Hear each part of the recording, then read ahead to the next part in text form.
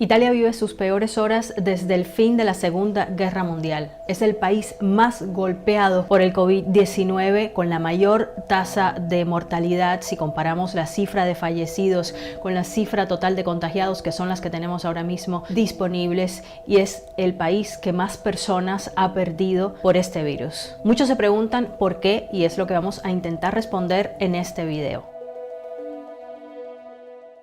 Para empezar, hay que decir que muchos científicos sospechan que el número de contagiados en Italia es muy superior de lo que han detectado hasta ahora las pruebas. Cuando el gobierno de Giuseppe Conte tomó las medidas drásticas para controlar la pandemia el pasado 9 de marzo, parece que ya era demasiado tarde. En Italia había ya 400 muertes. Los contagios eran ya difíciles de rastrear. Además, las medidas de restricción de movimiento para favorecer la distancia social, que sabemos que es clave para detener la pandemia, se empezó a tomar de manera gradual. Primero se cerraron las escuelas y se llamó a promover el trabajo desde la casa, pero muchas fábricas y empresas continuaron trabajando. Por eso el contagio continuó también rápidamente, y sobre todo en el norte de Italia, en Lombardía. Esta es una región muy densa y productiva, donde lógicamente paralizar todo es realmente un reto. Con una población de más de 10 millones de habitantes, es una de las zonas más ricas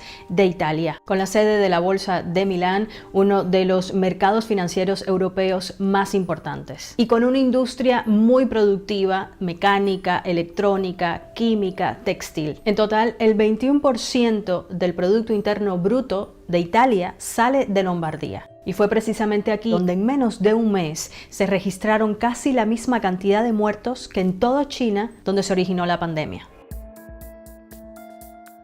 Y esto puso al sistema de salud bajo una inmensa presión y sin preparación sobre cómo enfrentar una pandemia. Esto aun cuando se trata de uno de los mejores sistemas de salud del mundo. De hecho, el segundo, según el conteo del Global Health Index de Bloomberg. Con miles de contagios diarios, muchos necesitan hospitalización al mismo tiempo, pero no hay médico suficiente ni tampoco espacio suficiente en las salas de cuidados intensivos. En muchos casos tampoco hay respiradores artificiales disponibles. Por supuesto, Italia ha intentado abastecerse de estos equipos, pero en una situación de pandemia, todos los países necesitan de los mismos equipos y al mismo tiempo, y esto lo hace más difícil.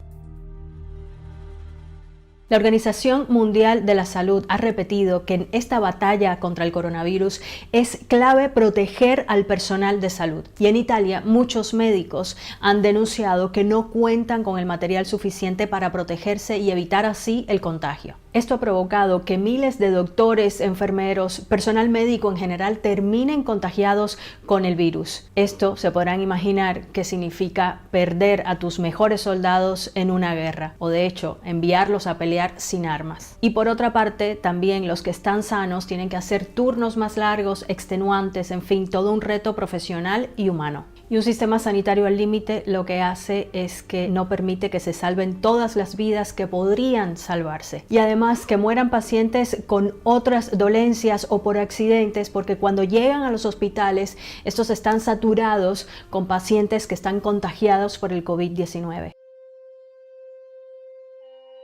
Por otra parte, y aunque esto no ha logrado un consenso general, muchos también asocian el alto nivel de mortalidad en Italia por el COVID-19, que es del 8%, con el hecho de que se trata de una de las poblaciones más longevas del mundo. En Italia existen 14 millones de personas de más de 65 años, lo cual representa el 22% de la población. La edad media es de 45.7 años en Italia, y esto es mucho más que la edad media, por ejemplo, de Estados Unidos, que es de poco más de 38 años. Y muchos expertos que están trabajando en el tema del COVID-19 han constatado que la mortalidad aumenta con la edad. Por ejemplo, en Italia, el 85% de las muertes ocurren en personas de más de 70 años. Lo cierto es que con el incremento devastador de la cifra de muertos en Italia, científicos y médicos están haciendo un llamado a sus vecinos y a aquellos países donde el coronavirus